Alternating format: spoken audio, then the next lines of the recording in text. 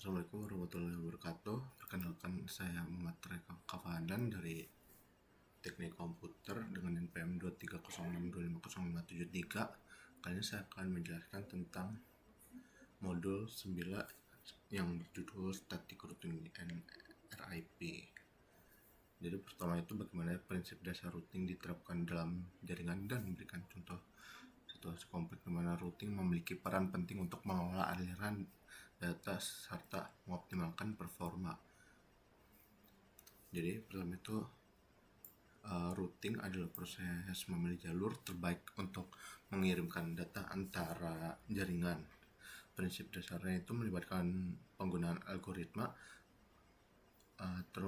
routing untuk menentukan jalur optimal dalam jaringan berdasarkan protokol seperti RIP, OSPF, atau BGP. Contoh situasi kompleks yang membutuhkan routing adalah jaringan perusahaan multinasional dengan banyak kantor cabang yang terhubung melalui internet. Dalam kasus ini, routing sangat penting untuk memastikan data dikirim melalui jalur yang paling efisiensi, menghindari kemacetan, dan tetap tersedia meski ada gangguan pada sebagian jalur. Terus kedua ada jelaskan secara rinci mengenai peran metrik dan administrative distance dalam proses penentuan jalur routing, serta contoh di mana kedua faktor ini harus diperhatikan untuk memilih jalur terbaik pada jaringan yang kompleks. Jadi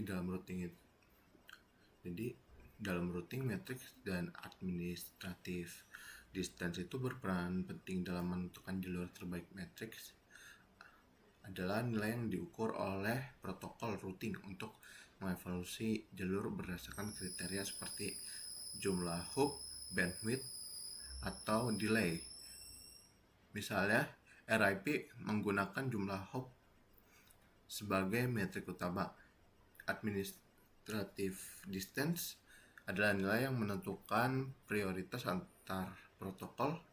Misalnya, jika OSPF dan RIP menuju tujuan yang sama, router memiliki OSPF karena AD-nya lebih rendah. Contoh di mana kedua faktor ini harus diperhatikan untuk memilih jalur terbaik pada jaringan yang kompleks. Itu dalam sebuah jaringan kompleks, misalnya terdapat dua jalur menuju jaringan 192.168.0.0 dengan subnet mask 24. Jadi dari dua protokol routing berbeda, OSPF dan RIP, contoh tabel routing seperti ini.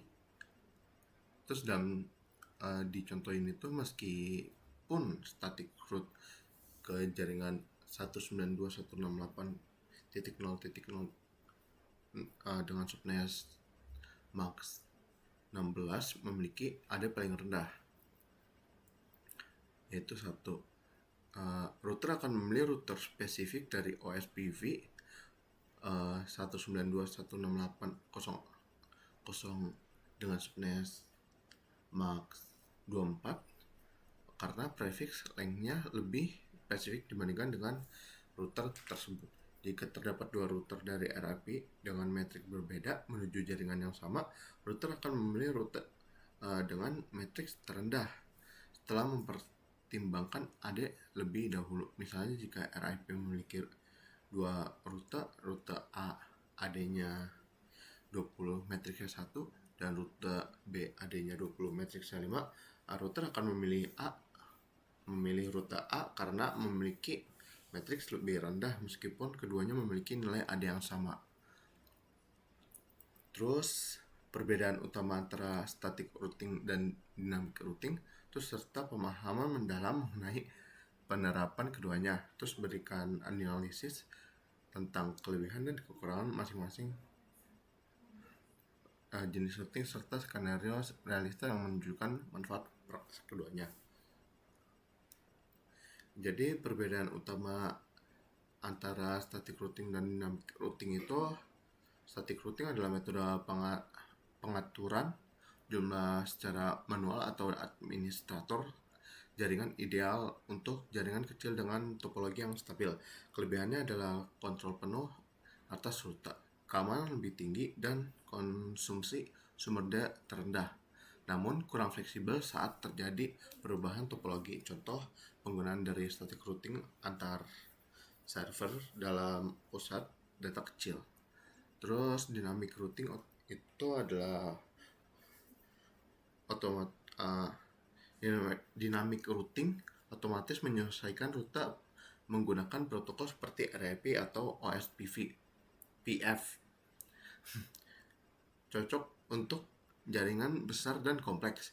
Kelebihannya mencakup adaptasi cepat terhadap perubahan topologi, namun memerlukan lebih banyak sumber daya dan berpotensi memunculkan masalah keamanan. Contoh penggunaan dari dynamic otomatis itu antar cabang perusahaan multinasional yang sering mengalami perubahan konektivitas. Terus ada konsep next hop address dan forwarding interface dalam konteks static routing, serta jelaskan interaksi antara keduanya dalam mengarahkan paket data. Diskusi peran mereka dalam pengaturan jaringan yang kompleks dan dinamis. Jadi next hop address itu adalah alamat IP dari router berikut yang harus dilalui oleh paket untuk mencapai tujuan akhir, dan konteks routing status administrator jaringan secara manual mengonfirmasi tabel routing pada router, di mana setiap entry mencakup informasi tentang alamat jaringan tujuan dan next hop address yang harus digunakan untuk mencapai alamat tersebut. Forwarding interface itu interface fisik atau logis pada router yang digunakan untuk mengirimkan paket data ke next hop. Ketika paket tiba di router akan memeriksa tabel routing untuk menentukan forwarding interface yang sesuai berdasarkan alamat tujuan paket. Terus interaksi antara next hop dan forwarding interface itu adalah pencocokan alamat tujuan. Jadi router mencocokkan alamat tujuan pada paket dengan entry dalam tabel routing. Terus penentuan next hop setelah menemukan entry yang cocok.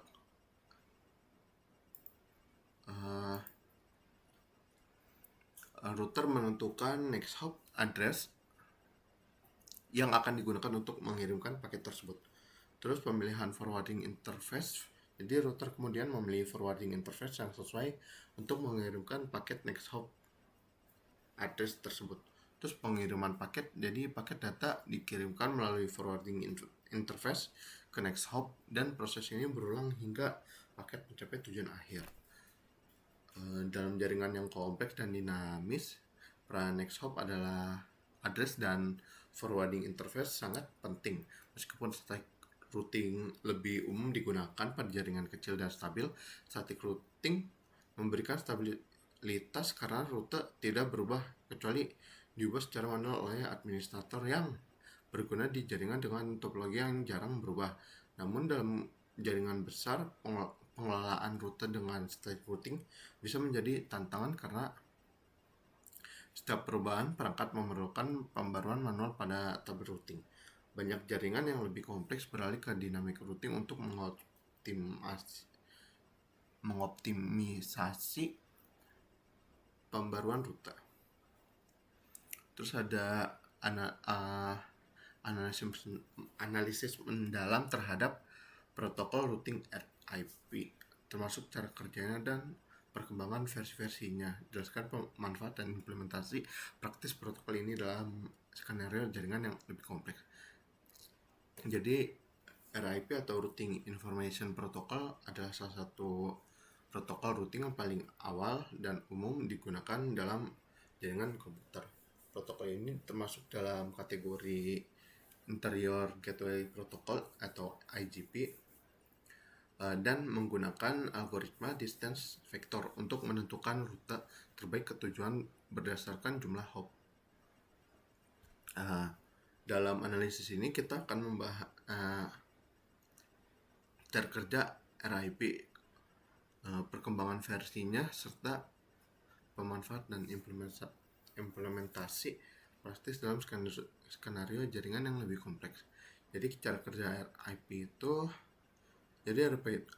itu beroperasi dengan prinsip dasar yang sederhana, yaitu setiap router dalam jaringan secara periodik mengirimkan informasi tentang tabel routing ke router lainnya. Terus proses ini dilakukan melalui broadcast menggunakan protokol UDP. Jadi ini langkah-langkahnya, yaitu pengiriman pembaruan. Jadi setiap 30 detik router mengirimkan pembaruan tabel routing ke semua router lainnya. Jadi itu menyebabkan lalu lintas yang cukup besar di jaringan, terutama pada jaringan yang lebih luas. Terus menghitung AOP menggunakan jaringan hop untuk menentukan rute terbaik. Terus penyimpanan informasi rute. Jadi router menyimpan informasi rute yang diterima dari yang lainnya dan memperbarui tabel routingnya berdasarkan informasi tersebut.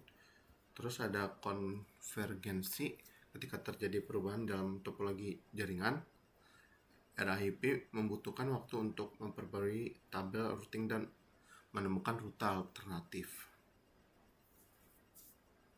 Terus perkembangan versinya itu ada RIP versi 1. RIP v1 merupakan versi awal yang bersifat classful, tidak mendukung variable length subnet masking, dan tidak mengirim informasi subnet mask dan pembaruan routing. Keterbatasan ini itu membuat tidak efisiensi untuk jaringan yang lebih besar dengan berbagai ukuran subnet.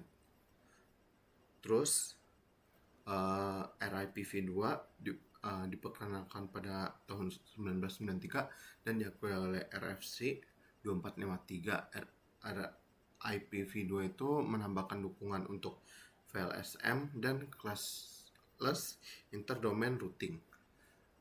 Versi ini juga memungkinkan autentikasi untuk meningkatkan keamanan, meskipun RIP v2 masih mempertahankan batasan hop maksimum 15. Peningkatan ini menjadikan lebih fleksibel dibandingkan RIP v1. Terus ada terakhir ada RIP Next Generation, dikenalkan untuk mendukung IPv6. RIP NG mengikuti spesifik dalam RFC 2080 pada tahun 1997, meskipun tidak mendukung autentikasi seperti RIP v2. RIP NG memiliki fitur tambahan yang mendukung pengalamatan IPv6. Terus pemanfaatan dan implementasi praktis. Jaringan kecil di lingkungan dengan sedikit router, kurang dari 15. Jadi RIP menyediakan cara sederhana cepat untuk mengkonfigurasi routing tanpa memerlukan pengaturan kompleks. Terus nomor 6, modifikasi serta bahas step jenis timer dalam RIP. Jadi RIP itu memiliki beberapa timer yang berfungsi untuk mengatur pembaruan dan validitas informasi routing.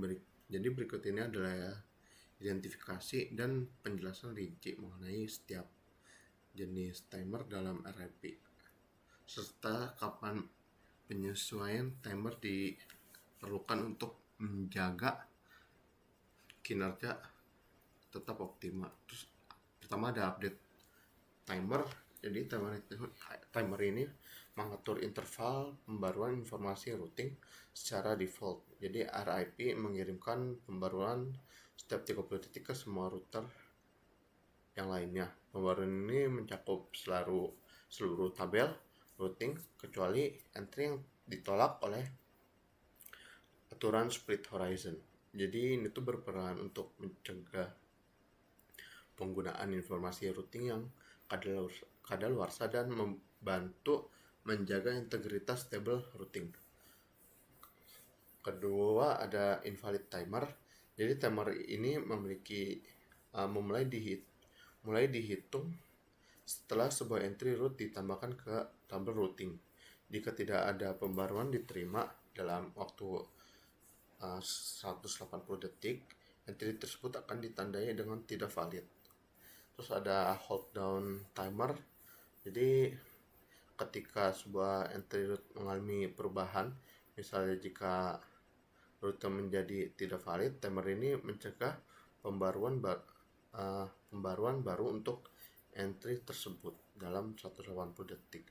Terus ada flash timer. Setelah entry ditandai sebagai tidak valid atau invalid timer, flash timer akan menghitung waktu selama 60 detik sebelum entry tersebut dihapus dari tabel routing. Terus kapan penyesuaian timer diperlukan? Jadi jaringan dengan tingkat kegagalan tinggi, jika jaringan sering mengalami kegagalan link, mengatur ulang invalid dan hold down timer bisa mempercepat konvergensi dengan mengurangi waktu tunggu sebelum rute dianggap tidak valid. Terus ada 7, tinjau fitur auto summarization pada RIP serta jelaskan fungsi secara rinci. Jelaskan apakah fitur ini lebih bermanfaat atau merugikan dalam pengolahan jaringan dengan memperhatikan tingkat kompleksitas dan ukuran jaringan. Jadi auto summarization ini adalah fitur dalam routing information protocol yang secara otomatis merangkum jaringan yang terhubung ke router menjadi alamat kelas yang lebih besar. Jadi pada RIP versi 1 dan 2 fitur ini diaktifkan secara default karena auto summarization aktif.